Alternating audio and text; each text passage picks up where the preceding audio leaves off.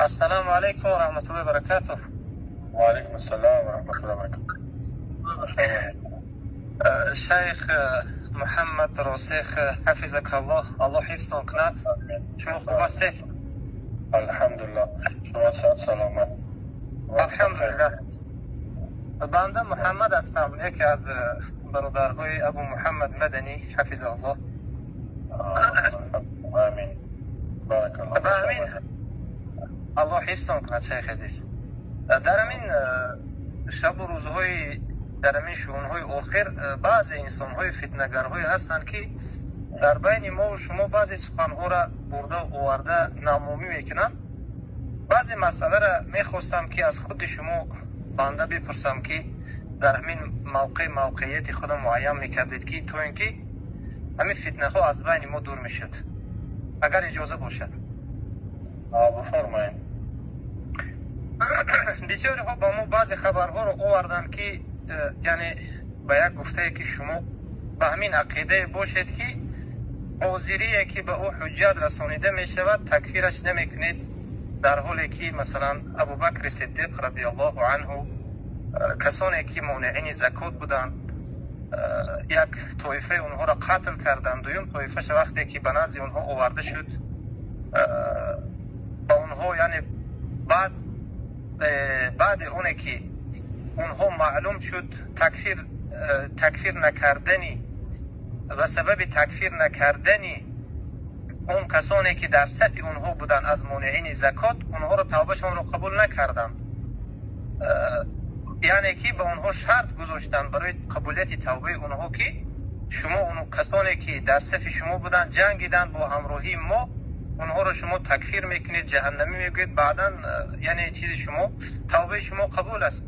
و دیگر واقعی که در زمان امام احمد بود، کسانی که میگفتن که القرآن مخلوق فهو کافر و من لم یکفره فهو کافر، یعنی که در دیگر کتاب عقیدة الرازیان ابو حاتم الرازی و ابو زرعة الرازی که در اونجا البته که میگن که کسانی که اگر به اون حجت رسیده نشود بوینه و بدعه، یعنی که بیان کرده میشد بعدا یعنی که تبدیع و تکفیر کرده میشود. یعنی که الله سبحانه و تعالی چخیلی که در سوره نساء 88 میفرماید ما لکم فی المنافقین فئتین، یعنی چی شد که شما در وصف در حق منافقین به دو طایفه تقسیم شدید.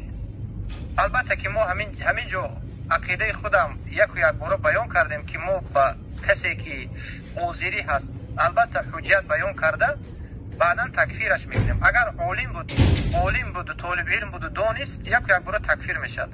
شما انکنون شیخ محمد معروف راسخ حفظك الله، الله حفظتون کند، یک موقع خود معین میکردید. بارک الله فیک. آمین آمین و ایاکم. الله شما را حفاظت کنه.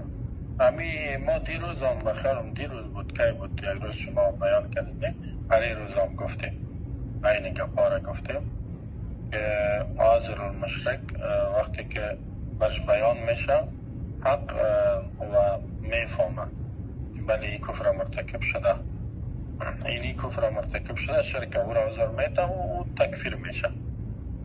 یعنی حتی این گپ علمای سلف اینا گفته که شما گفتین درباره خلق قرآن بسیار سلف گفته، یعنی حتی اجماع است که در اون وقت همین فتنه پیدا شده.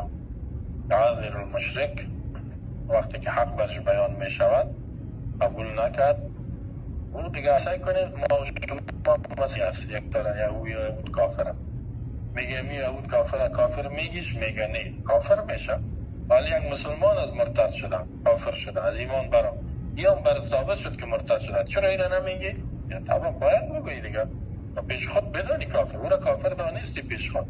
خب یکی بیان دوستا بیان امر بالمعروف نهی عن المنکر توانایی است، و یکی که یا نام گرفتن یا کلش به زور توان و حالت انسان دلالت میکنه که نام کسی را میگیره نمیگیره. اما کفر یک کسی که برات واضح شد چرا نمیگی؟ طبعا او را این پیش خود چرا کافر نمیدانی؟ یکی گفته که دانستان طبعا باید او را کافر بدانی، مثل که یهودی کفرش بر ثابت است او را کافر میدانی، این دیگه هم کفرش ثابت شد. الله در قرآن نمیگه که مسلمان مرتد میشه، ای الذین آمنوا من یرتد منکم، عن دينه، اي کسایی که ایمان آورد کسی مرتد شد از شما دین فیموت ومن يرتد منكم عن دينه فسوف يأتي الله بقوم يحبهم ويحبون أذلة على المؤمنين عزة على الكافرين يجاهدون في سبيل الله. في هذه سورة البقرة الله من ولا يزالون يقاتلونكم حتى يردوكم عن دينكم إن استطاعوا ومن يرتد منكم هر کسی مرتد شد منكم از شما مسلمان عن دين خود فيموت موت وهو كافر فأولئك حبطت أعماله في الدنيا والآخرة. مسلمان مرتد میشن، کافر میشن. باب ارتداد کل اجماع 4 مذهب بیان کرده، سلف بیان کرده. اینا یک کسی کفر شرک مرتکب شد مرتد شد. مثلا حالی که مردم بگوی یک کسی بگوی من سود قبول ندارم که حرامه و کافر شدی، برو زنا را حرام نمیدار کافر شدی. من یک کفر شرک مرتکب شد و شرک واضح است، خود شرک آیا نمیفهم خدا بفهمانه اونا کافر میدانی. یک کسی بگوی ما نماز قبول ندارم کافر میدانی یعنی یک کسی بگه به ایجابی جایز است کافر میدانیش؟ بله. حلال حرام بگه حلال حرام بگه مثلا گوشت گوسفند ذبح میشه یک مسلمان را حرام بگه کافر میشه؟ بله. فرض انکار کنه کافر میشه؟ بله. محرمات اجماعی را انکار کنه کافر میشه؟ بله. دیگه هم کفر شرک مرتکب شد کافر میشه، او را پیش خود باید کافر بدانی. اگر نمیفهمه کسی برش فهمانده شد دیگه هم ما کدام چی نمیبینم. حتی از امی علمای معاصر مفتی اعظم سعودی بود و با وجود که بسیار سرش فشار بود شیخ ابن باز میگه که عازر مشرک میگه کسی را عذر میگه رفت شبا و ایناش رفع میشه برش بیان میشه ای اگر چی نکرد میگه حکم میشه بانش یعنی حکم کفر دیگه. الله با شما را از این صفات ها از این فتنه نجات بده. یعنی یک گپی است که واضح است روشن است، هم از نگاه نقل هم از نگاه عقل. یهوده که من مثال دادم یعنی این عقلی بود، او را میگم نه پیش خود کافری یهودیست بگیم نه یهودیت کافر نمیگم نه، در حالی که کلگی را قبول داره. این تو یک مسلمان مرتد میشه مثلا کافر میشه او را طبعا باید بگیم پیش خود یعنی بدانیش کافر این ضرور است، این فرض است. در کس کافر ندانه کفر با طاغوت نکنه فما یکفر بالطاغوت. قد كان لكم أسوة حسنة في إبراهيم والذين معه إذ قال لقومهم إنا براء منكم ومما تعبدون كفرنا بكم وبدا بيننا وبينكم العداوة والبغضاء إلى يوم القيامة حتى تؤمنوا بالله وحده. يعني بسیار آیاتای زیادی است که کفر کسی را دیدی، شرک کسی را دیدی او را کافر بدانی و اگر ندانی خطرناک است دیگر. کافر تو کفر به طاغوت نکردی. بارک الله فیک. الله حفظ کند. بهترین بله برای ما فهمو شد. جزاک الله خیر. السلام علیکم و رحمت الله و برکاته. خب دوستان وقت ما شما زیاد تیر شده، وقت نماز آمد. انشاءالله روز بعدی باز سوالات جواب میدیم. بارک الله فیکم. حفظکم الله. السلام علیکم و رحمت الله.